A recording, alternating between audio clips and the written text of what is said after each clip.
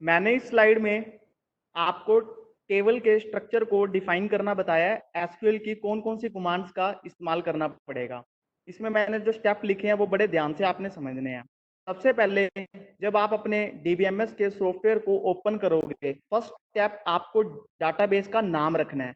Database का नाम रखने के लिए मतलब मेरे कहने का, जिस ऑर्गेनाइजेशन के लिए आप अपने डाटाबेस को बनाना चाहते हो उसी ऑर्गेनाइजेशन के नाम से आप अपने डाटाबेस का नाम रख सकते हो। कोई रिस्ट्रिक्शन नहीं है, आप चाहो तो अपने डाटाबेस का नाम कुछ भी रख सकते हो। बट थोड़ा लॉजिकल रखने के लिए आपको जिस ऑर्गेनाइजेशन के लिए डाटाबेस को डिजाइन करना है, मींस डाटाबेस को क्रिएट करना है, उस ऑर्गेनाइजेशन के नाम से डाटाबेस का नाम रखोगे तो बहुत बेटर है। मैंने एग्जांपल में आपको बताया था कि हम अपने स्कूल का एग्जांपल लेके चल रहे थे, तो मैं अपने डाटाबेस का नाम क्या रखूंगा? स्कूल का नाम। तो उसके लिए कमांड क्या है, बड़े ध्यान से देखो। राइट में मैंने आपको कमांड लिखी है, मैंने लिखा है क्रिएट डाटाबेस। ये तो आपको एज इट इज लिखना पड़ता है, क्रिएट डाटाबेस। उसके बाद जो आप अपने डाटाबेस का नाम रखना चाहते हो, मैं स्कूल रखना चाहता था तो मैंने क्या लिख दिया? स्कूल। उसके बाद सेमीकोलन। बस मुझे इतनी कमांड लिखनी है, इससे मेरे डाटाबेस का नाम रखा जाएगा। अभी डाटा कुछ इंसर्ट नहीं हुआ, ना कोई टेबल का स्ट्रक्चर डिफाइन हुआ है। सिर्फ अभी मैंने अपने सॉफ्टवेयर में फर्स्ट टाइम अपने डाटाबेस का नाम रखा है, क्योंकि उसके बाद मैं इसी डाटाबेस में जो भी वर्किंग परफॉर्म करना चाहता हूँ कर सकता हूँ। उसके बाद नेक्स्ट स्टेप बड़े ध्यान से समझना है। हो सकता है आपको नेक्स्ट स्टेप में थोड़ी कंफ्यूजन हो, आपने बहुत ध्यान से समझना है। मैंने लिखा है डाटाबेस को सिलेक्ट करना। अब बात आती है डाटाबेस को सिलेक्ट करने का क्या मतलब है। होता क्या है ना, नीचे देखो आप, मैंने आपको एक कंप्यूटर बना के दिखाया हुआ है।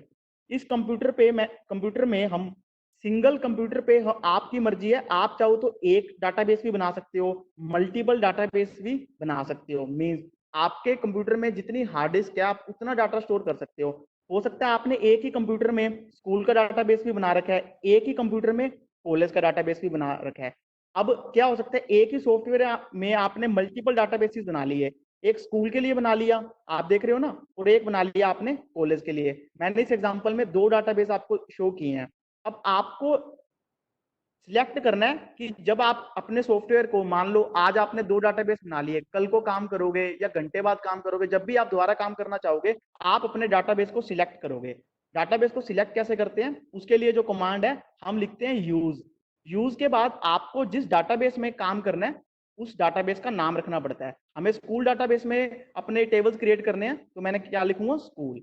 इससे क्या हो गया, मेरा डाटाबेस स्कूल नाम का सिलेक्ट हो जाएगा। क्यों मुझे डाटाबेस को सिलेक्ट करना पड़ेगा? क्योंकि मेरे एक ही कंप्यूटर में मल्टीपल डाटाबेसेस आप बना सकते हो सकता है मैंने एक ही कंप्यूटर में स्कूल का भी बना रखा हो, कॉलेज का भी बना रखा हो, यूनिवर्सिटी का भी बना रखा हो सकता है बैंक का भी डाटाबेस मेरे ही कंप्यूटर में पड़ा हो। इसीलिए मुझे जब डाटाबेस को सिलेक्ट करना है तो मुझे अपने डाटाबेस का यूज लिखने के बाद डाटाबेस का नाम भी इसमें लिखना पड़ेगा। थर्ड स्टेप में जो हमें डाटाबेस में टेबल बनाने हैं उनके स्ट्रक्चर को डिफाइन करना पड़ता है। मैंने डाटाबेस को सिलेक्ट कर लिया, मुझे स्कूल डाटाबेस में काम करना पड़ना था। अब उसके बाद मुझे स्कूल डाटाबेस में जो टेबल्स बनाना चाहता हूँ, मैंने पिछले एग्जांपल में आपको बताया था हमें स्कूल स्टूडेंट नाम का टेबल बनाना है, तो उसके लिए हम किसका यूज करते हैं? क्रिएट टेबल कमांड का। इस कमांड को बड़े ध्यान से समझना है। मैंने लिखा है क्रिएट टेबल। उसके बाद आपको अपने टेबल का नाम देना है। टेबल का नाम वही हो जाता है जो आपने ईआर डायग्राम में एंटिटी का नाम दिया होता है। मैंने ईयर डायग्राम में एंटिटी का नाम दिया था स्टूडेंट, वही मेरा टेबल का नाम हो गया। मैंने लिख दिया क्रिएट टेबल स्टूडेंट। फिर उसके बाद मुझे क्या करना होता है, मुझे ओपनिंग ब्रैकेट लगानी है। ओपनिंग ब्रैकेट के बाद मुझे जो जो एट्रीब्यूट लिखने हैं, एट्रीब्यूट का नाम और उनकी डाटा टाइप। मैंने आपको बताया था हमें हर एक एट्रीब्यूट की डाटा टाइप को मेंशन करना पड़ता है, जब मैंने डाटा टाइप पे टॉपिक आपको करवाया था। एट्रीब्यूट का नाम, डाटा टाइप, फिर दूसरे एट्रीब्यूट का नाम, डाटा टाइप। ऐसे करके जितने आपने ईयर डायग्राम में एट्रीब्यूट बनाए थे उतने एट्रीब्यूट का नाम और डाटा टाइप मेंशन करके क्लोजिंग ब्रैकेट लगा के सेमीकोलन लगाना पड़ता है। हो सकता है first time create table command का सिंटेक्स को याद करने में आपको दिक्कत आए, लेकिन जैसे जैसे हम इसकी प्रैक्टिस करते रहेंगे आपको चीजें आसान लगती रहेंगी। मैंने लिखा क्रिएट टेबल और अपनी जो टेबल का नाम रखना था वो लिख दिया। टेबल का नाम कैसे पता लगेगा? जो आपकी एंटिटी का नाम होता है। और मैंने लास्ट स्लाइड में आपको जो बताया था कि स्टूडेंट में हमने तीन ही एट्रीब्यूट लिए थे, नेम, रोल नंबर और क्लास। अब बात आती है कि नेम, रोल नंबर और क्लास की डाटा टाइप क्या रखेंगे। नेम के लिए मैंने आपको बताया था कि हम करेक्टर स्ट्रिंग का यूज करते हैं varchar 20। इसका मतलब है कि मैक्सिमम करेक्टर्स 20 में स्टोर कर सकता हूँ। रोल नंबर के लिए मैंने आपको बताया था कि रोल नंबर बहुत छोटा होता है, इसके लिए आप टिनी इंट का यूज कर सकते हो। और फिर बात आती है क्लास के लिए मैं कौन सी डाटा टाइप रखूंगा। क्लास के लिए भी मैंने डाटा टाइप क्या रखी है, टिनी इंट। क्यों टिनी इंट रखी है, क्योंकि क्लास भी आपको पता है 1 2 3 4 5 12 तक जाएगा, और इतने छोटे नंबर के लिए मैं इससे बड़ी डाटा टाइप नहीं लूंगा, क्योंकि इससे स्पेस की, मेमोरी स्पेस की वेस्टेज है। तो अब आपने, एक बार मैं आपको दोबारा बता देता हूँ, आपने लिखना है क्रिएट टेबल। क्रिएट टेबल के बाद आपको अपने टेबल का नाम देना है। मान लो मैंने अपने टेबल का नाम क्या देना है, स्टूडेंट, क्योंकि मैंने एंटिटी का नाम स्टूडेंट दिया था। उसके बाद आपको ओपनिंग ब्रैकेट लगानी है। उसके बाद आपको अपने एट्रीब्यूट का नाम लिखना है।